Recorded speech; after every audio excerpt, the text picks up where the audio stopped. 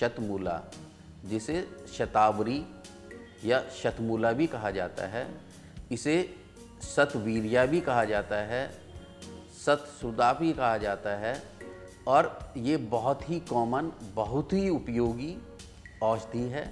अगर बच्चों के दांत नहीं निकल रहे हैं, बच्चों को कैल्शियम की कमी हो रही है, बच्चा दुबला है, पतला है, तब इसको विधारा के साथ, यानी कि शतावरी को विधारा के साथ सम मात्रा में पीस लें और उससे दोगुनी मिश्री मिलाकर अगर बच्चे को चटाएं या दूध के साथ मिलाकर इसको बच्चे को दें, तब बच्चे के अंदर इसमें बल्यता प्राप्त होती है और बच्चा जल्दी ही अपने दांत वगैरह निकालना शुरू करता है।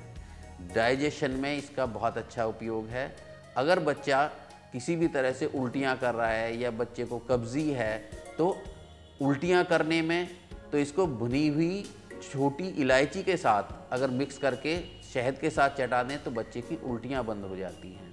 अगर लूज मोशन लग रहे हैं तो थोड़ा सा इसका चूर्ण और साथ में हम जायफल घिस के अगर बच्चे को दें तो उसके मोशन भी बंद हो जाते हैं। अश्वगंधादि चूर्ण, दूसरा है शतावरी चूर्ण, तीसरा है धातु पौष्टिक चूर्ण। इन तीनों को सम मात्रा में मिलाएं और इसमें यानी कि 100 ग्राम अगर ले लें और इसमें 10 ग्राम मिला लें लोह भस्म, तो किसी को भी, बच्चे को तो आधा चम्मच सुबह शाम, बड़े को 1 चम्मच सुबह शाम, सुबह को पानी से, रात को दूध से दें, तो पूरे शरीर की 7 धातुएं पुष्ट होती हैं।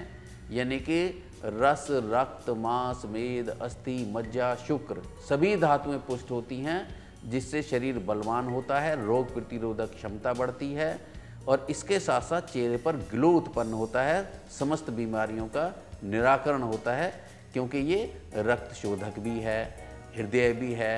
किसी भी तरह के आघात वगैरह में कोई बेचैनी नहीं होती कि किसी भी तरह का हमें आघात हो सकता है, यानी कि आघात से एक तरह से हम बिल्कुल ही बचाव हो गया, ना हृदय से संबंधित ना मानसिक संबंधित, और इससे निंद्रा भी बहुत अच्छी आती है, तो मेमोरी भी बहुत अच्छी बढ़ती है।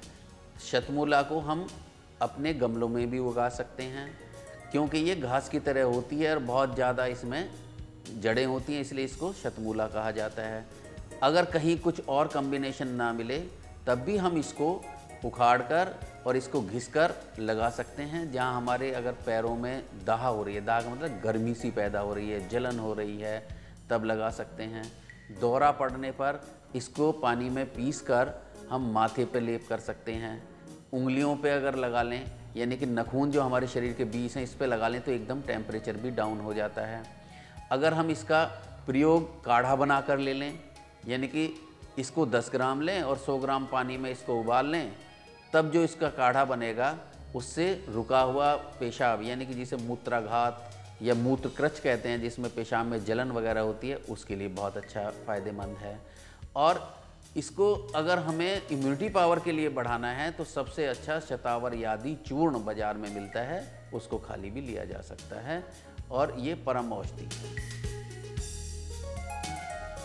इसके नियमित प्रयोग से रस, रक्त, मांस, मेद, अस्थि, मज्जा, शुक्र 7 धातुएं मजबूत होती हैं, जो कि रोग के प्रतिरोधक क्षमता को बढ़ाती है। इसका सेवन करने से शरीर को किसी तरह का आघात नहीं पहुंचता। कई रोगों में इसका सेवन लाभ पहुंचाने का काम करता है।